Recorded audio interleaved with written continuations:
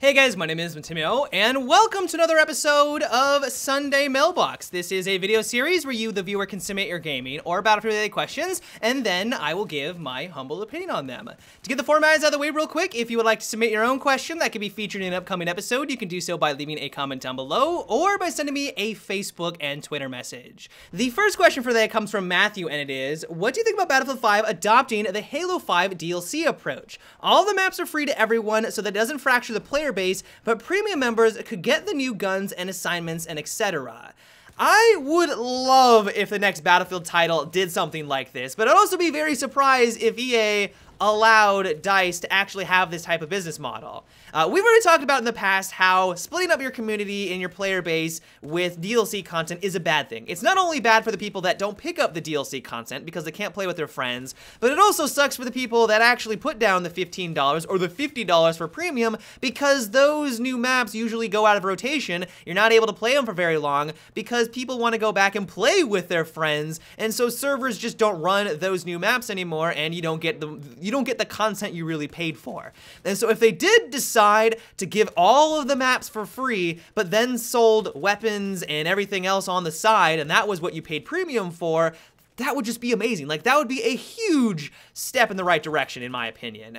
The thing is, though, the reason why 343 is adopting this type of business model for Halo 5 and announcing that they're going to give 16 free maps if you pick up Halo 5, they're not really necessarily doing that out of the goodness of their heart. They're doing it more to get back into the good graces of the Halo community and really just the gaming community in general. They really screwed up with the Halo Master Chief Collection. Like, they royally screwed up to the point where people were still having a hard time with the matchmaking system 3-4 months after the game released. A lot of people lost faith in the Halo franchise after this disaster. For something that was supposed to be a system seller, something that was supposed to get people invested in Xbox once again, go back and play on all of your favorite maps and all of your favorite missions, but remastered into HD, they could not have dropped the ball any harder.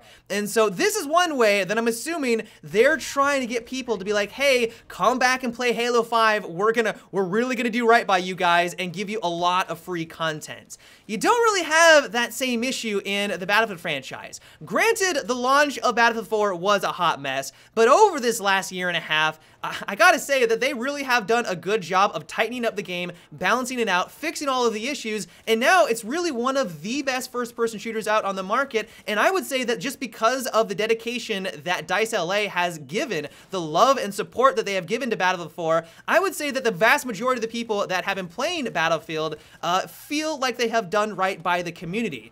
Not only that, but I think a lot of gamers would have a hard time justifying putting down $50 for this premium service when all you're really getting are weapons and a few assignments on the side. I realize it's the same thing that we have right now in Battlefield 4. You're getting all the new maps, you're getting all the weapons and all this extra content, but because you already know that the maps are free, which really is the main draw for picking up premium, like that's the meats and potatoes, now when you look at picking up premium, it's a former shell of itself. It's like, do I really want to put $50 down for a few weapons here and there? I think a lot of people would have a hard time making that purchase. And so DICE or EA would either have to lower the price significantly, like they would really have to drop down the price of premium, or somehow add in more extra content here and there to make it worth that $50. If they're not able to do that and they have to drop the price, well then that's just gonna make them less money, and as we all know, EA loves their money. I mean, they are a business. I'm not trying to knock them for that. They need to make money. This is a business for them. But I have a hard time seeing EA actually go through with something like this because of the success of premium service, and there just really wouldn't be as much of incentive to put down that $50 for that service.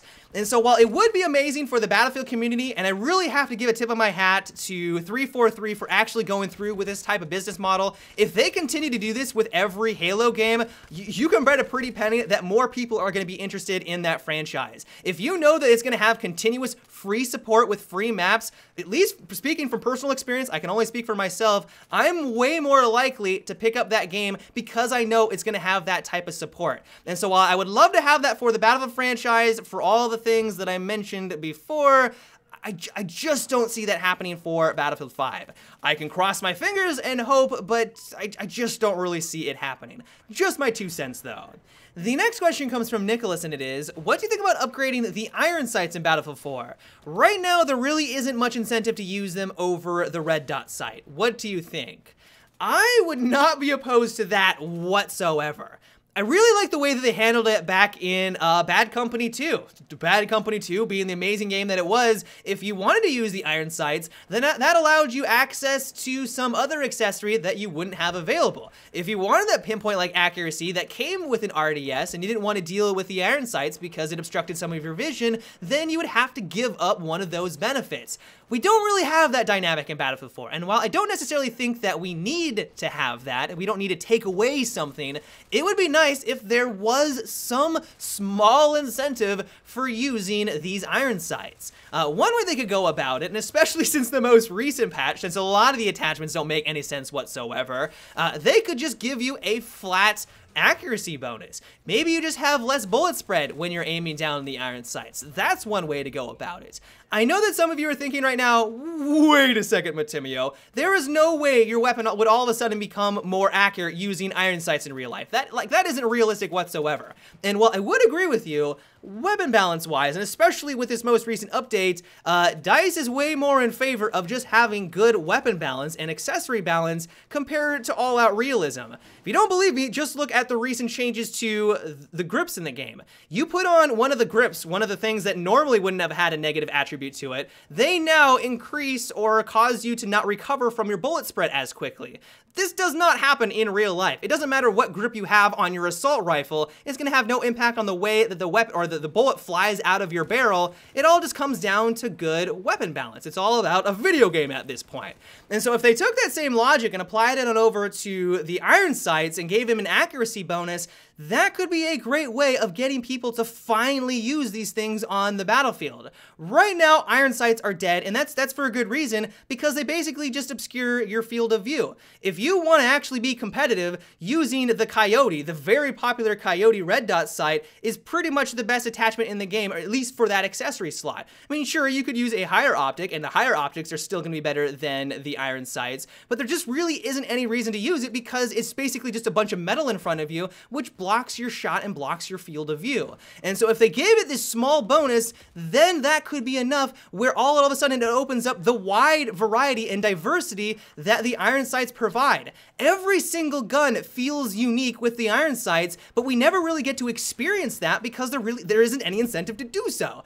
And so I love your idea. I am 100% on board with giving them a small upgrade. It doesn't have to be gigantic, but anything in there that makes them more viable and gets people to experience the wide diversity of the iron sights, I think that would be amazing. The next question comes from Travis, and it is, with DICE making the tracer rounds more visible, what do you think about being able to customize your tracer's colors?